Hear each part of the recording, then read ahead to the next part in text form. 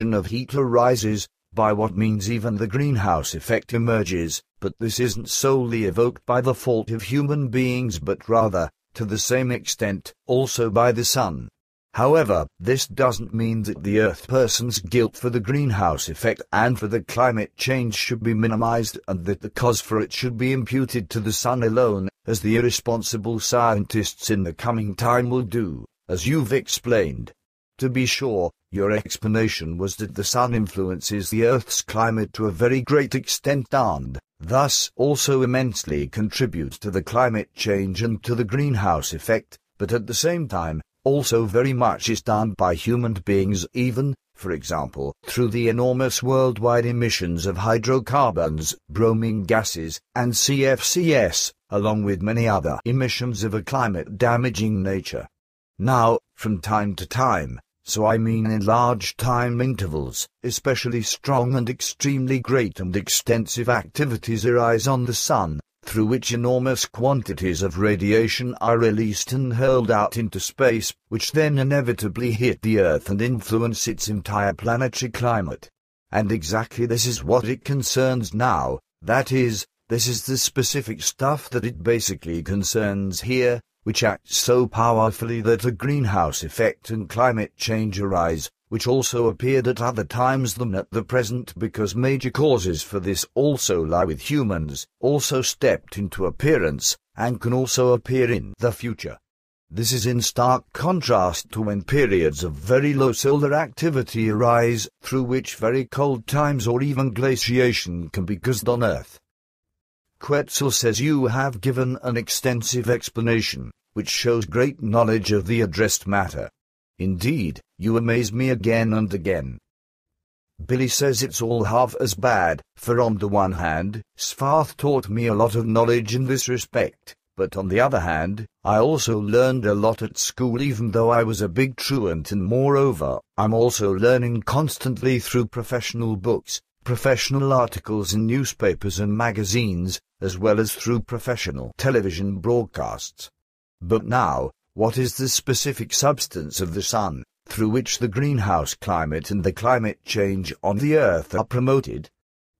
Quetzal says there are several of these, but the most important factor is formed by carbon-14, as it finds its entrance into earthly climatology as a name. Billy says so my long speech did have a sense, nevertheless, because it's probably important to know this.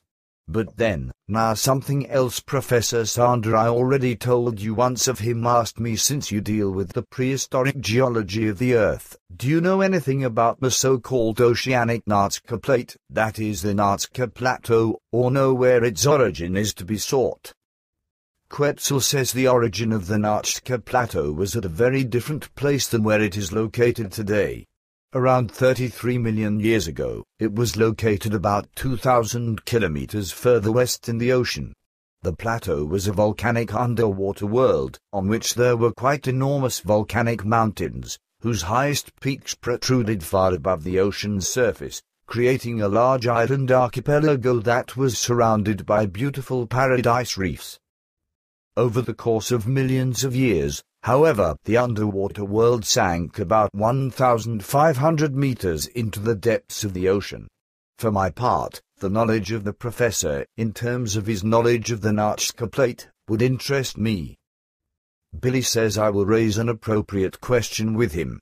Then one last question, after which we can talk about other things that aren't to be mentioned officially. The Earth, as I have already seen several times from outer space, somehow continuously changes in its shape and sometimes looks not quite round and dented. I've seen this through your fantastic devices, which Semyaza showed me, by what means this phenomenon became known to me. Can you tell me the reason why our planet continuously deforms itself and exhibits bulges as well as depressions? Do our scientists already know this at all? Quetzal says to my knowledge, this fact is still unknown among the Earth people. The reason for the daily changing, uneven regularity of the planet, which exhibits a certain elliptical shape, is to be found in the fact that depending on the density of the matter and the water masses, a changing gravity or gravitational force results. This means that the density of the water masses and the solid matter changes continually, and indeed uninterruptedly. Through this, for example, large areas with higher densities of matter or water swell out in a bump-shaped manner, by what means even bulges emerge. The areas opposing these collapse in and form depressions or craters when a low density of matter or water masses is given, as was explained to me by Patar. An additional role is played by the moon, which also must be involved in these processes. Billy says, but now, a few more things still come to my mind, which I would like to ask you as it follows from your explanations. Life on Earth originated in the water, whereby it then developed in the shore sand of the waters.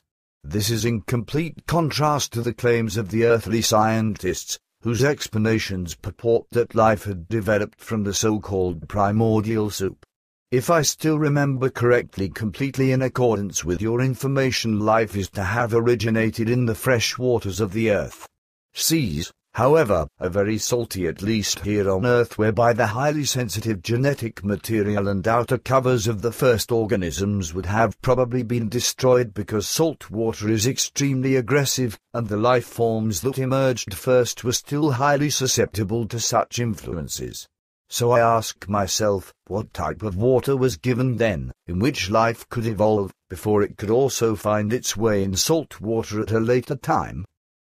Quetzal says the salt water of primeval times was actually very aggressive in the primordial seas and contained values that were twice and 3 times as high as those of the current salt concentrations in the earthly seas.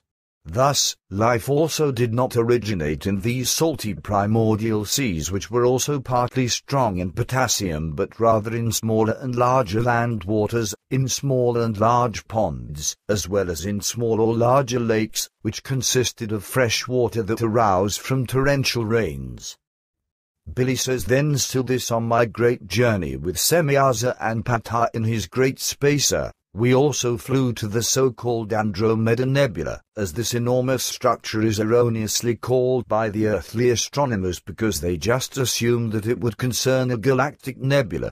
But as I could see with my own eyes, this structure is not a nebula but an enormous galaxy, in which many solar systems exist with their own planets, a large number of which also carries diverse and even human life. My question: why do the earthly astronomers constantly say that Andromeda is a nebula? Do they actually not know that it is a galaxy with suns and planets and all the trimmings, which exactly constitutes a real galaxy? Quetzal says this fact is still unknown to them. Therefore, they also speak of an Andromeda nebula. This is due, not in the least, to the fact that their astronomical instruments are not yet sufficient to be able to see the reality of the Andromeda galaxy. Their instruments are still too insufficient to be able to recognize more than just a nebula at a distance of about 2 million light-years away, which is the distance from the Earth to the Andromeda galaxy. In the newer time, however, this will change, and to be sure, in the coming 90s or at the beginning of the new millennium at the latest, when the Hubble Space Telescope fulfills its function. Billy says that was my last question. Then we can now turn to the other things. The end.